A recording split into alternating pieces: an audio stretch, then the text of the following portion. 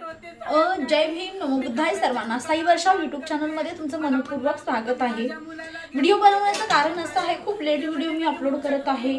पण भरपूर लोकांची मला विचारणा झाली आहे की ताई तू आचल आणि सक्षम या विषयावरती एकही व्हिडिओ अपलोड का नाही केला, किंवा तू याच्यावरती कोणतंही भाष्य का नाही केलं. तर मी त्या सर्वांना सांगू इच्छित आहे की काही गोष्टी आता बोलण्यासारख्या राहिलेल्याच नाही आहेत. कारण अशा भरपूर गोष्टी घडत आहेत ना. ह्याच्या अगोदरही काही प्रकरणं घडली होती की बौद्ध समाजाचा मुलगा म्हणून त्याच्यावरती म्हणजे त्या दोघांनी लग्न केलं होतं आणि त्याच्यावरती चाकूने सफासफ वार करण्यात आले होते, म्हणजे त्याला मारून टाकण्यात आलं होतं. अशी भरपूर प्रकरणं झालेली आहेत. आणि राहिला विषय आचल आणि सक्षमचा, खूप व्हायरल प्रकरण झालं, ट्रेंडिंग प्रकरण झालं. पण मला असं वाटतं आचलनं जे केलं ते खरंच खूप कौतुकास्पद आहे. पार्थिवासोबत लग्न केलं, तिचं असं म्हणणं झालं की तुम्ही व्यक्ती मारलात पण माझं प्रेम अजूनही जिवंत आहे. ओके, ठीक आहे, प्रेम जिवंत आहे, तू ते सिद्धही करून दाखवलं असशील. पण खरंच आम्हाला त्याचा अभिमान आहे की त्या मुलीनं त्यांची साथ नाही सोडली.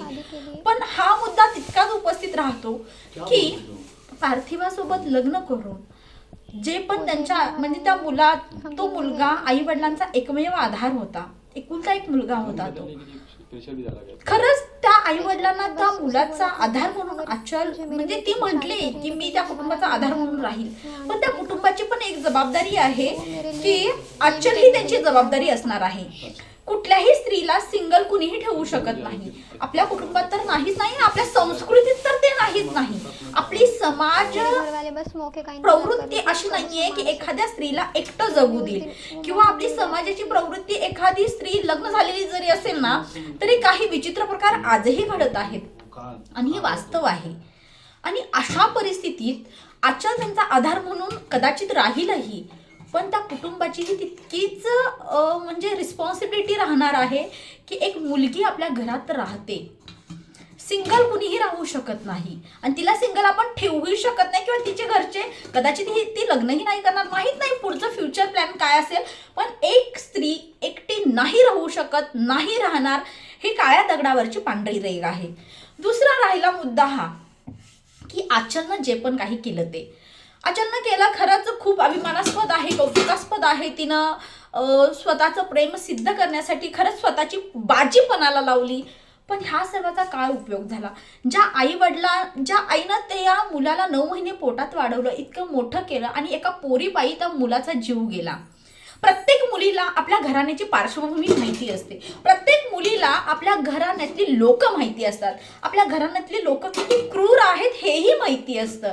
आपल्या घरातून आंतरजातीय विवाहाला मान्यता आहे किंवा नाही याही गोष्टीची तिला पुरेपूर जाणीव असते. आणि इतकं सगळं असताना त्यांना जर 2 वेळा समजावण्यात आलं होतं, दोघांनाही समजावण्यात आलं होतं, पण मला म्हणायचंय जर तुम्हाला समजावण्यात आलं होतं, तुला माहिती आहे तुझ्या घराण्यातली लोक काय थराला जाऊ शकतात, तर मी प्रत्येक मुलीला सांगू इच्छित आहे, जर तुमच्या घरातून आंतरजातीय विवाहाला मान्यता असेल तर आणि तरच पुढचं पाऊल टाका. अन्यथा अशा गोष्टी करू नका जेणेकरून एखाद्या माय माऊलीचा जीव जाईल. एक जीव त्या माऊलीचा गेला म्हणजे ज्या जीवातून जीव काढला होता तो जीव निघून गेला. त्या कुटुंबाचा एकमेव आधार तो मुलगा होता. म्हणजे एखाद्या मुलीपायी आज आचल त्याचमुळं काही आता मुली, मी भरपूर व्हिडिओ पाहिले की काही मुली म्हणतात आंतरजातीय विवाह नको किंवा जातीबाह्य विवाह नको, तर त्याला कारण हेच आहे, कारण कुठलीही मुलगी सिंगल नाही राहणार. आजकालची सिच्युएशन ही आहे, एखादा नवरा म्हणजे लग्न झालेली नवरा बायको सुद्धा आज लॉयल नाही आहे. खरी ही सत्य घटना आहे आणि याला आपण म्हणजे नाकारू शकत नाही. अशा ह्या कलियुगात आचलसारखी मुलगी आयुष्यभर त्या गेलेल्या जीवासाठी एकटी राहू शकते? ही विचार करण्यासारखी गोष्ट आहे, ही विचारात पाडणारी गोष्ट आहे. आणि त्यामुळं मी या व्हिडिओच्या माध्यमातून प्रत्येक मुलीला संदेश देऊ इच्छित आहे की तुमच्या घराण्याची पार्श्वभूमी काय आहे बघा. तुमच्या घराण्यातून आंतरजातीय विवाहाला खरंच सपोर्ट असेल तरच अशा गोष्टी करा जेणेकरून एखाद्याचा जीव जाणार नाही. कारण त्या घराण्याला खरंच आता परत मुलगा मिळणार नाहीये, जो गेला तो जीव गेला.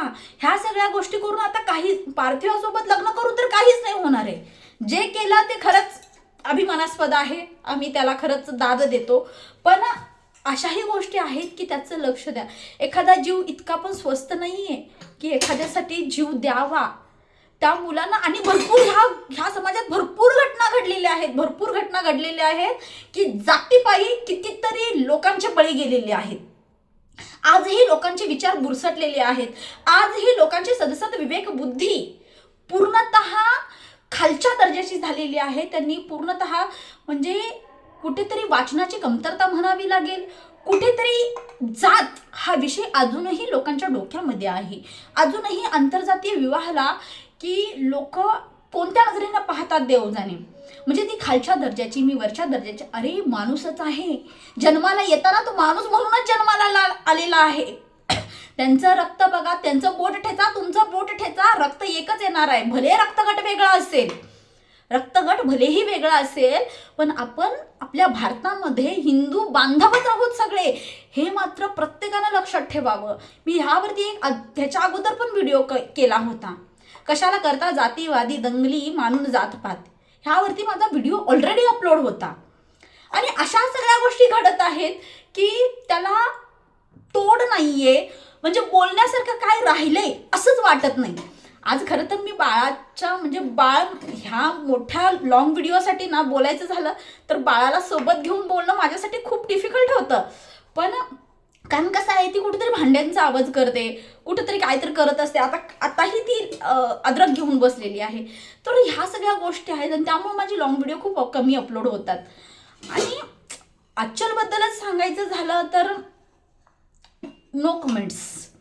आता हेच म्हणावं लागेल, नो कमेंट्स. कारण का माहितीये का, लोकांची विचारसरणी आपण कितीही बदलवण्याचा प्रयत्न केला तरीही आपण आपल्या विचारातून, आपल्या जनजागृतीतून काही गोष्टी करू शकतो. पण लोकांचं परिवर्तन तेव्हाच होणार आहे जेव्हा स्वतःमध्ये काही बदल ते आत्मसात करतील, स्वतः ते बदलतील, स्वतःचे विचार जेव्हा बदलतील, जेव्हा सदसद विवेक बुद्धी जागृत होईल, जेव्हा आपली विचारांची पातळी उच्च दर्जाची होईल, जेव्हा डॉक्टर बाबासाहेब आंबेडकर सर्वांना कळतील, जेव्हा बुद्ध सर्वांना कळतील, त्याच वेळेला समाजामध्ये परिवर्तन घडू शकतं. आणि मुलींना ह्या व्हिडिओच्या माध्यमातून एकच संदेश आहे, तुमच्या घरातून जर आंतरजातीय विवाहाला मान्यता असेल तरच पुढचं पाऊल टाका, अन्यथा तुम्ही आंतरजातीय विवाहाच्या फेऱ्यामध्ये पडू नका. कोणाचाही जीव हा स्वस्त नाहीये. प्रत्येक माय माऊलीनं 9 महिनेच ओझं वाहिलेलं असते त्या जीवाला जन्म देण्यासाठी. कारण जे 9 महिने तिनं काढलेले असतात आणि ती जीवाला जन्म देते तो त्रास एक वेगळा असतो. आणि इतकं मोठं करून एखाद्या मुलीपायी एखाद्याचा जीव जातो, ह्याच्यापेक्षा दुर्दैवाची गोष्ट कोणतीच नाहीये, खरंच कोणतीच नाहीये. आणि वाईट ह्या गोष्टीचं वाटतं की लोक अजूनही गलिच्छ विचारांच्या विळख्यामध्ये अडकलेली आहेत. तर मी सर्वांना सांगू इच्छित आहे की कोणाचाही जीव घेऊ नका, तो तुम्हाला अधिकार दिलेला नाही. तुमचं प्रेम आहे, लांबूनही तुम्ही प्रेम ते सिद्ध करू शकताय, दूर राहूनही प्रेम सिद्ध होऊ शकतं. असं नाहीये एखाद्याच्या अधीन व्यक्ती गेला म्हणजे ते प्रेम कमी होतं असं नसतं. प्रेम प्रेम असतं.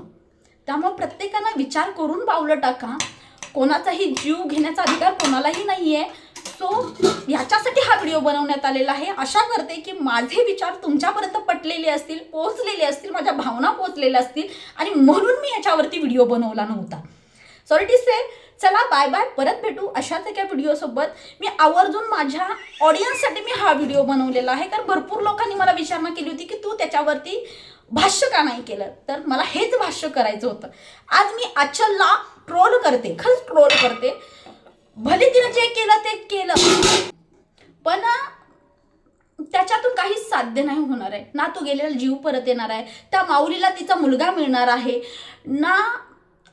म्हणजे ज्या गोष्टी घडायला पाहिजे समाजात, जे आदर्श घडायला पाहिजे, हा आदर्श नाहीये. एका पार्थिवासोबत लग्न करणं म्हणजे हा आदर्श नाहीये.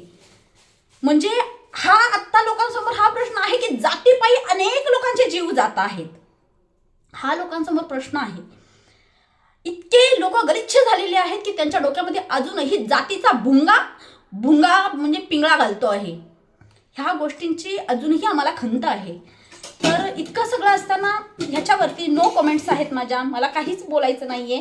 मुलींना फक्त याद्वारे जो संदेश द्यायचा आहे मी तो दिलेला आहे. चला बाय बाय, परत भेटू अशाच एका व्हिडिओसोबत. बाय बाय सर्वांना, स्वस्त राहा, मस्त राहा.